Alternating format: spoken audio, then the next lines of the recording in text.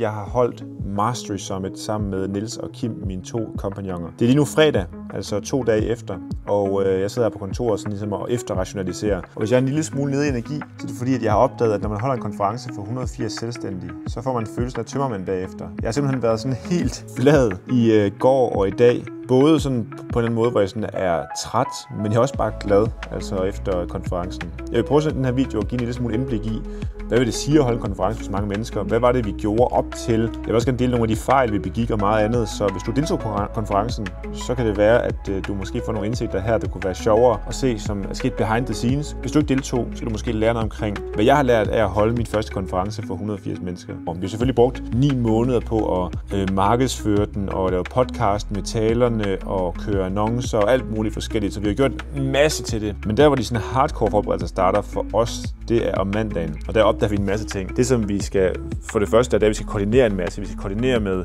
crewet, der skal møde op den dag og sørge for at være til stede og tage imod folk. Vi sørger for at koordinere med talerne, så de ligesom har styr på alt, hvad de skal. Vi skal sørge for at koordinere med stedet, hvor vi skal være. Restaurant, hvor vi skal ud og spise med alle talerne dagen inden. Hotellet, hvor de skal sove på. Deltagerne. Du ved, der er så mange ting, vi skal sådan sørge for, der er styr på. Og det er kæmpe arbejde i sig selv. Så udover det, så skal vi lige sørge for at pakke ca. 200 goodie bags, hvor de får et program og en kuglepen og en notesbog og reklame for nogle af vores sponsorer og alt muligt forskelligt, som der bliver pakket ind i de her goodie bags. Vi skal sørge for at putte 200 forskellige navne ind i plastiklommer, så de har deres keyhangers, de kan få på dagen, når de kommer. Vi skal sørge for at lægge poloer klar til crewet, som gør, at de kan møde op. Alle de her praktiske ting, altså virkelig, virkelig mange ting. Og så oven det skal jeg også lave en præsentation, fordi som Kenneth, en af vores talere, afslørede, så mandagen, der var jeg ikke færdig med en præsentation nu. Jeg havde 2 præsentationer den dag. Jeg var ikke færdig med nogen af dem om mandagen, så jeg skulle også bruge tid i dage på virkelig at gøre dem klar. Så mandag og tirsdag var bare sådan 2 dage, hvor jeg bare lagde camp. Mig og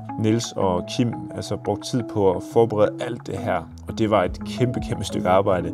Men også altså virkelig fedt at lave et eller andet sted, fordi det var sådan en summe af, at lige om lidt så skal vi holde den her konference, vi skal åbne dørene, og vi har brugt så lang tid på at glæde os til det. Jeg tror, det var Niels, der sagde, at det svarer lidt til juleaften. Der pynter man jo op omkring den 1. december. Vi er så bare pyntet op 9 måneder før. Altså der, hvor vi ligesom opdagede, at vi skulle holde Mastery Summit. Og derfra begyndte at glæde os. Så det er jo en kæmpe kulmination at skulle holde det her. Så tirsdag aften, der skal vi mødes med alle talerne første gang. Der skulle vi mødes nede i Musikhuset her i Esbjerg, som er der, hvor vi holder konferencen og vises rundt. Og det er fordi, jeg gerne lige ville vise dem scenerne og vise dem, hvor de skulle være henne og backstage og sådan nogle ting, inden det var, at alle deltagerne kom, så vi kunne gøre det sådan i ro. Så vi mødte op dernede, og det var sjovt at se alle de her mennesker i virkeligheden, ikke? Fordi det er jo, altså nogle af dem har jeg mødt før, nogle har jeg ikke mødt før. Men det der med at møde nogle mennesker, som altså man har lært af, eller set op til, eller stået skulder ved skulder ved online i et eller andet format. Altså det at møde alle de mennesker, det er jo ligesom at scrolle igennem sit Facebook-feed, fordi det er jo alle de mennesker, man normalt ser annoncer med, når man kigger online. Så vi var nede i Musikhuset, vi blev vist rundt. Vi fik set den ene scene, som vi kaldte for The View, og den anden, der hedder The Cave, og Backstage, og så den store scene, som også var derinde. Og vi fik set alle de steder, vi skulle være, fællesområdet og så videre. Og så var vi jo klar. Så da vi var færdige derefter cirka en halv times tid eller sådan noget, så skulle vi videre, vi skulle ud og spise. Vi havde lejet sådan et ret lækkert lokale på noget, der hedder Posthuset her i Esbjerg. Sådan op ovenpå, hvor vi havde sådan et helt rum for os selv. Og det er sådan en meget ikonisk restaurant her i Esbjerg, hvor vi var oppe og få 3-retters menu. Så der sad vi, også 20 mennesker, eller også talere, og nogen havde lige en videomand med og så videre, og spiste og hyggede os. Og det var mega hyggeligt. Altså at få lov til at snakke med alle de her mennesker, og folk fik virkelig sådan bondet med hinanden og mødt hinanden, fordi der var måske nogen, der havde nogle fordomme om hinanden, eller tanker om hinanden, altså fordi man har kun sin hinanden online. Det der med at få lov til at sidde ned, bare spise sammen og snakke og så videre. Jeg fik holdt min tale for dem. Jeg præsenterede lige, hvorfor jeg havde valgt dem alle sammen hver især, hvad de skulle være opmærksomme på dagen, alle de her forskellige ting, og så hyggede vi os bare. Jeg tror, det værste af det hele var, at jeg manglede stadig nogle ting til mit ene oplæg på det tidspunkt, og jeg troede måske, at vi var færdige klokken 9. Altså jeg tænkte sådan, okay, folk vil gerne hjem og tidligt i seng, når det nu er dagen for en konference, men jeg tror, klokken blev måske 10:30, før jeg var på hotellet. Og så der kommer til hotellet, skal jeg lige koordinere med Jesper, som er vores MC, ham der ligesom er vores konferencier, hvad han ligesom skal ind på dagen og sådan nogle ting, og så bliver klokken næsten 11, før jeg får lov til at sidde med min egen præsentation. Så jeg sidder ligesom og lige laver det sidste, indtil klokken den er 1:30 om natten eller sådan noget på hotellet der. Og det var, det blev lidt for sent i forhold til det, fordi jeg tror allerede, jeg vågnede klokken 5 dagen efter eller sådan noget, fordi det skulle tidligt op, lige have noget morgenmad på hotellet, og så skulle jeg over gøre klar til konferencen jo. Der skulle jeg mødes med hele mit crew, lige sørge for, at de vidste, hvad de skulle, støvler, gjorde klar til konferencen og alle de her ting, så er det med at stille alting op. Det er jo roll-ups og blå løber og alt muligt forskelligt, der skulle stilles op. Altså flere ting, man måske havde regnet med. Vi troede nok, vi kunne være hurtigt færdige med det. Men da de første gæster kom klokken sådan noget 10 minutter i 8 eller sådan noget, der var vi stadig i gang med at sætte de første ting op. Og det var sådan en sjov følelse af, at altså, folk begyndte at komme ind nu, og de skulle registrere billetter og have deres keyhænger på og have deres goodiebag og sådan nogle ting. Altså det var virkelig, virkelig fedt, at folk de begyndte at komme lige så stille. Og ret hurtigt så fik jeg hilst på de første, og så gik jeg jo om backstage, ligesom jeg gjorde klar, fordi jeg havde aftalt med alle talerne, at jeg tror det var klokken 9, altså cirka en time efter, at vi åbnede dørene, så skulle vi mødes alle os talere, for at jeg lige hurtigt kunne give dem en pep-talk på, hvad skal vi være opmærksom på, og hvad skal vi nu, og så videre. Og så gik konferencen jo i gang. Så jeg mødtes med talerne backstage, gav dem lige pep-talken på, okay, nu er det altså det her, det handler omkring, være opmærksom på det her i løbet af dagen, og så sørge for at hygge jer. Jeg tror måske noget af det, jeg sagde sådan til dem mest, det var, at de skulle sørge for at have en sjov dag. Altså sørge for at gå ud og snakke med folk, og sørge for at hygge jer og nyde konferencen, og så give den gas, når det er jeres oplæg. Og det gjorde de virkelig alle sammen. Så det var mega fedt at opleve.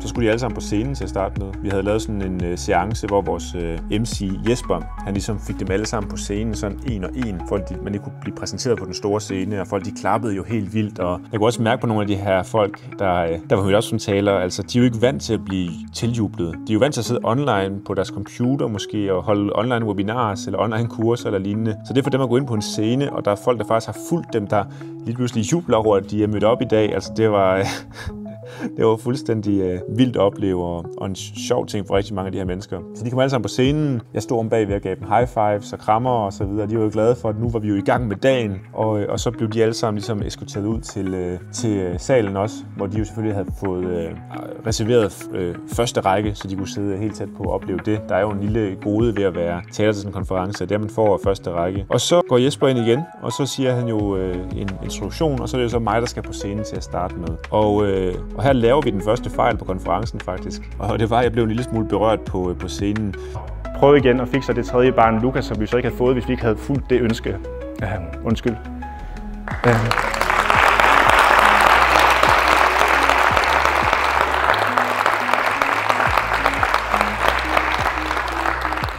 Det var ikke gennemtænkt det her, sorry. Det er fordi, i mit oplæg, der snakker jeg ret meget omkring det her med, at nogle gange så får vi en tanke eller et ønske, altså noget, vi gerne vil opnå. Og så ofte så er der en stemme i vores hoved, der fortæller os, at vi ikke kan opnå det. Og så havde jeg sådan forberedt, at jeg vil gerne snakke omkring noget lidt privat, også i den der, bare lige for at vise, hvor stærkt det her budskab egentlig var. Så vil jeg gerne vise sådan eksempelvis, at min bedre halvdel og jeg, vi stod over for, at vi skulle have vores barn nummer 3. Der var det faktisk sådan, at Simone og jeg, vi var inde til en scanning sammen med vores børn. Vi havde ligesom indstillet dem på, at de skulle være storesøstre igen og så videre. Og så til den her scanning der opdagede vi så ligesom, at den lille vedkommendes hjerte ikke slår længere, og at vi så ikke skulle være forældre alligevel. Og jeg kan godt sidde og snakke med jer om det her, synes jeg, og jeg kunne også godt sådan et eller andet sted tænke det som et godt eksempel, og det var et super eksempel at bruge på det, jeg gerne vil forklare, det der med, at når sådan noget sker, så får man ofte en modstand i sit hoved der med, at man kan vide, om det var meningen, kan vide, om vi ikke skal have et barn mere og så videre, og så handler det om at holde fast i ens ønske om virkelig at gøre det. Og det er det samme som selvstændig eksempelvis. Altså, som selvstændig nogle gange, så er der sådan en stemme, der siger, du er ikke god nok til at blive selvstændig, du har ikke, hvad der skal til, og det handler om at holde fast i ønsket om at blive ved med at gøre det. Og det er jo ligesom min pointe, og da jeg skal ud med det her, så kan jeg bare mærke, at min stemme begynder sådan at bævre, altså jeg bliver sådan helt berørt af det, og det har jeg slet ikke forestillet mig, fordi jeg havde siddet på, altså tidligere øvet det her i mit hoved, og i mit hoved, der tænkte jeg bare, at det er sådan her, jeg gør det, og det er super fint. Når jeg skulle sige det foran de her mennesker, jeg ved ikke, om det var fordi det var en stor dag samtidig, så blev jeg en lille smule berørt, og de klappede jo af mig, altså bakkede mig op, publikum, de var mega søde. Og det var, jeg ved ikke, om det var en fejl, altså, men det var i hvert fald ikke noget, jeg var klar på selv, at det skulle ske, så det var en lidt vild oplevelse. Jeg lavede også en anden fejl, og det der er sjovt, det er, at dagen før til speakerstænder, der har jeg snakket med Jesper Bagstrøm, som også skal på scenen efter mig, og han har spurgt mig, Kasper, kan jeg få lov til at lave lidt ekstra, for han har forberedt lidt ekstra, som han ville gerne ud med på dagen. Og jeg tænkte, okay, fint, det vil jeg finde ud af. Og i stedet for, at vi skulle rykke hele programmet, så tænkte jeg, okay, så snakker jeg bare i kortere tid. Og det tror jeg måske, vi havde misforstået. Det er helt sikkert min fejl, men jeg skal misforstå hinanden på det. Så tænkte jeg, okay, jeg skal kun snakke cirka en halv times tid i stedet for 3 kvarter. Og det havde det okay med, for det var sådan et åbningstale. Det var ikke sådan noget, hvor jeg skulle ind på en masse strategi og taktik. Jeg skulle bare ligesom åbne ballet med nogle ting, jeg skulle snakke om der. Så jeg holder min halve times oplæg sådan cirka, og så går jeg ud efterfølgende, og folk er glade og klapper og så videre. Så går jeg ud bagved, og så er det kun Jesper, der står der. Altså ikke Jesper Bergstrøm, men Jesper Brandt, som er vores konferencier. Og Jesper han kigger sådan på mig og siger, hvad nu? Jamen, er Jesper Bergstrøm har ikke spørget ham så om? Nej, det er først en kvarter, han skal på. Og så sådan tænker jeg sådan, nej, vi har koordineret forkert. Så jeg får sagt til Jesper, kan du gå ud og holde dem hen? Så Jesper går ud og laver en øvelse med dem og spørger, hvorfor de er her i dag og sådan nogle ting. Og Kim og jeg, vi løber rundt backstage for at finde Jesper Bergstrøm og finder ham så. Og får gjort dem klar til senere, så kommer han på og laver jo et klasseoplæg bagefter.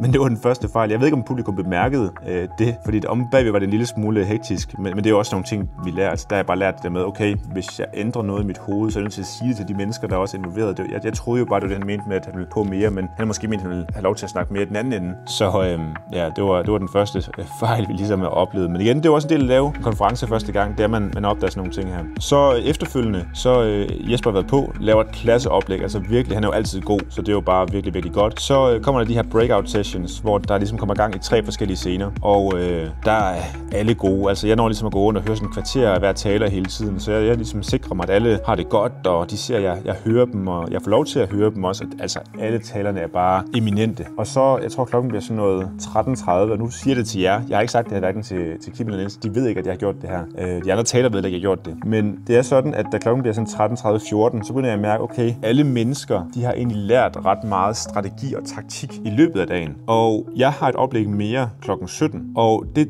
oplæg, jeg har forberedt, det er også noget omkring strategi og taktik. Altså omkring funnels og så videre, som er det, jeg normalt snakker en del omkring. Og jeg får sådan en følelse af, okay, det er lidt mærkeligt, at de har haft 4 seancer, hvor de går ud til forskellige eksperter og lærer en masse forskellige strategier og taktikker, og så skal jeg også snakke strategi og taktik senere. Jeg får sådan en følelse af, at det er for meget. Så jeg går i bad, der er klokken 13:30 sådan cirka. Når jeg kommer ud af bad klokken 14, 3 timer før, så beslutter jeg mig for at sige, okay, jeg skal lave et helt andet oplæg, end det her planlagt. Så jeg tager min Remarkable med mig, som er sådan en til at skrive noter på, og så begynder jeg at gå ind til de forskellige oplæg, og så sidder jeg bare og forbereder, hvad er det, jeg vil gøre i stedet for. Og jeg tror først klokken er 15, for at det sådan går helt op for mig, hvad det er, jeg gerne vil snakke om. Så der går det op for mig, at jeg siger, okay, i stedet for, at jeg skal lære dem mere, så vil jeg lære dem at implementere det, som de har lært i løbet af dagen. Så der finder jeg på i sådan en workshop-øvelse, som jeg også har lavet tidligere, men ikke for så mange. Det er primært sådan internt, vi har gjort det. Jeg tænker, okay, det deler jeg med dem i stedet for. Så jeg går ud backstage, forbereder et whiteboard med de ting, jeg gerne vil snakke omkring, og så klokken 17, efter at alle vores talere, de har brilleret, så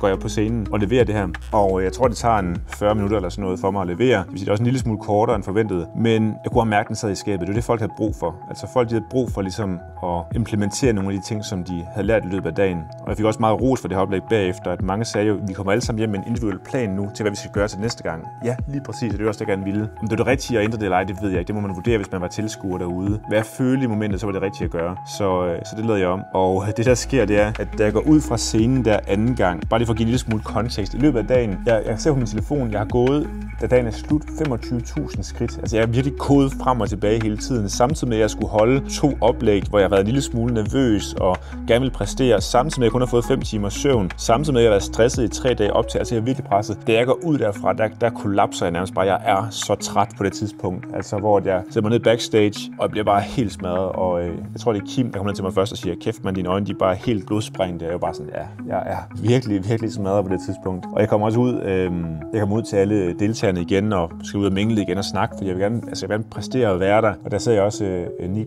Niklas Nino, som er en af vores crewmedlemmer. Han siger, Kasper, du ser en lille smule smadret ud. Jeg siger, jamen det er jeg også. Og så siger han, drik det her. Så finder han sådan noget elektrolytter. Det finder han til mig og giver mig. Og så drikker jeg det, og det giver noget energi til at holde resten af aftenen. Fordi det eneste, vi skal nu heldigvis, det er jo, jeg er færdig med det, jeg skal et eller andet sted. På det tidspunkt, der skal vi bare spise aftensmad, og så skal vi være klar til Mester X. Og der går jeg også lige en backstage og sørge for, at han er klar til det hele og så videre. Og så klokken 19, der skal vi jo alle sammen ind. Og jeg laver nysgerrig på, hvem er den her Mester X? Og folk har gættet på alt muligt løbet af dagen. Folk har gættet, jamen er det Jesper Buch, eller er det Morten Larsen, eller alle mulige forskellige tanker, folk har haft på, hvem det er. Og så på scenen, der går jo så Mester X, som jo er Mads Marius. Og jeg kan sådan mærke, der er sådan en stemning i starten, der går på scenen, så er folk sådan, hvem er han? Og han joker også selv en lille smule med det, men så leverer han bare et brandvarmt show. Altså han leverer et virkelig, virkelig godt show. Der er folk, der har skrevet, det er meget sjovt på LinkedIn her efterfølgende. Der er folk, der har skrevet specifikt omkring, hvordan hans show, at det var så imponerende og en oplevelse for livet. Og det er også det, han kan. Det er også derfor, jeg valgte ham som Mester X, for jeg vidste, at jeg havde brug for ham til sidst, for han er bare så vild. Altså, jeg kunne huske første gang, jeg så ham, det var fordi, at at han havde inviteret mig over til Odense, hvor han holdt sit show, for at jeg kunne deltage, og jeg tog derover, og jeg kendte ham ikke så godt på det tidspunkt, men jeg så en show, og man sammen kunne bare tænke, okay, hvorfor er der ikke nogen, der har set det her? Det er så godt, det han leverer. Og det der med Mads, det er jo, at han er jo både humoristisk, men han har også en smule tragisk historie, fordi han har fået en åben hjerteoperation 3 gange igennem sit liv, hvor i princippet er der en chance for, at han dør hver eneste gang, og han kommer nok til at skulle have flere af de operationer igennem livet også. Han har tics, han har angst, han har Tourette, alle mulige ting, og på trods af det, så opnår han bare enormt meget i sit liv, og det er enormt inspirerende at høre på, og det var også derfor, det var den perfekte afslutning til den her dag. For nu var folk klar til at gå hjem og gøre det, de skulle gøre, fordi at de ligesom kunne spejle sig i hele det oplæg, han kom med. Så efter det, så blev det aften. Jeg stod ude og snakkede med en masse mennesker, og nogle blev hængende til klokken 10, halv 11, hvilket var vildt nok. Også når vi havde været i gang siden klokken 8 om morgenen, ikke? Altså, men det var bare en vild dag. Altså, der var så god energi, og hele dagen, altså, der var den der boss af, at folk bare snakkede med hinanden og havde det godt og var glade. Altså, det var virkelig en fed dag. Der er også folk, der har skrevet bagefter til mig. Altså, jeg har fået så mange søde beskeder på Instagram og LinkedIn og mails, og folk, der roser det og spørger, hvornår gør vi det her igen, og så videre. Altså, det har virkelig bare været gennemført. Altså, vi lykkedes med missionen simpelthen. Altså, vores koncept, det holder. Den måde, vi vil gøre det på, det holder virkelig. Så det var fuldstændig vildt at opleve al den gode feedback, der var bagefter. Der er så mange mennesker, der har skrevet til os. Altså, det er helt overvældende. Og vi sad også bare med følelsen bagefter. Vi ramte den sgu. Altså, det var der. Vi kunne også mærke det på folk i løbet af dagen. Altså, folk var hele tiden at sige, det er så fedt det her. Altså, det var virkelig bare et godt event. Og det er også det, vi har prøvet. Vi har prøvet at skabe noget anderledes her. Altså, vi vil ikke gøre det samme som andre konferencer i Danmark. Vi vil gerne skabe et sted, hvor vi ligesom bliver mere forenet, men også hvor der er meget mere energi i rummet hele tiden, og det vi virkelig har fokuseret på. Selvfølgelig opdager nogle fejl, vi gør anderledes. Altså, der er nogle små ting, vi gør anderledes, men det er også det. Det er små ting et eller andet sted. Vores koncept, det holdt virkelig godt. Vi fik også god mad igennem hele dagen. Alting, altså bare som det skulle være. Og det var overvældende, så da jeg kommer hjem, der er klokken 12 om aftenen, så kommer jeg hjem, og min svigerfar, han er også vågen, og det er Simone, min bedre halvdel også, og vi får lige snakket en lille smule omkring dagen. Jeg tror måske først, jeg kommer til klokken 1, og så skal jeg jo op dagen efter igen, der er klokken 7, tror jeg, stoppe eller sådan noget, og så lige overrydde det sidste op på Musikhuset, hvor vi holdt konferencen, og dagen efter, der er bare helt smadret. Altså, det er også i dag, nu er det 2 dage efter, men den der følelse af tømmermænd, altså, man er virkelig bare træt, og det er fordi, man har givet så meget af sig selv på de her dage, men hold nu op, altså, det har været det hele værd, altså, det har været så fantastisk at få lov til at holde det her event. Vi kommer til at gøre det igen, det kan jeg allerede afsløre nu, og det er også derfor, hvis du ser den her video og tænker, du er nysgerrig på Mastery Summit 2026, jeg har smidt et link herunder, hvor du skal på ventelisten, fordi vi kommer til at dele billetterne med ventelisten først, og måske også tage et tilbud, hvis du er heldig. Men det ligger vi på ventelisten i hvert fald til de første, og så kan du i hvert fald der få besked omkring det. Lige nu så er vi ved at forhandle med nogle forskellige omkring, hvor vi skal holde det hen næste gang, og så kommer vi med en dato til snart. Så det var en vild dag. Det var bare rigtigt, kunne jeg mærke. Altså, fordi igen, nu har vi lukket vores online-forløb. Jeg har sådan en lille følelse, jeg vil rigtig gerne hjælpe de der selvstændige, som har nogle vækstambitioner, altså som virkelig gerne vil mere, og det kan vi gennem vores forløb længere. Så derfor så det at lave det her konference, det er helt rigtigt for mig og for os som virksomhed. Ikke fordi vi skal tjene store penge på det her, for det kommer vi ikke til, tror jeg ikke, men bare for at have det her rum for selvstændige, hvor de har brug for at møde op, lære nogle konkrete strategier og metoder, kunne gå hjem og implementere den, og så vækste fra den. Og det er det, vi gerne vil skabe i Mastery Summit. Så hvis du har set videoen her, så vil jeg gerne sige tak til dig. Hvis det er, at du har deltaget i konferencen, vil jeg også gerne sige tak. Det er også, hvad du bare følger med. Men i hvert fald tak, fordi du har lyst til at være aktiv i det her, og så håber jeg på at sætte dig til Mastery Summit 2026, fordi 2025, det var virkelig unikt. Altså igen, nu ved jeg godt, det er mig, der holder det, jeg skal måske sige det, men jeg bare kunne mærke, for jeg har holdt rigtig mange ting. Det her, det var noget særligt, og det har alle talerne sagt, det har vi fået enormt mange beskeder på, og bare vent til næste år, altså fordi vi kommer til at gøre det endnu vildere. Det er min helt klare ambition. Så tak fordi du så med. Vi ses igen i en anden video.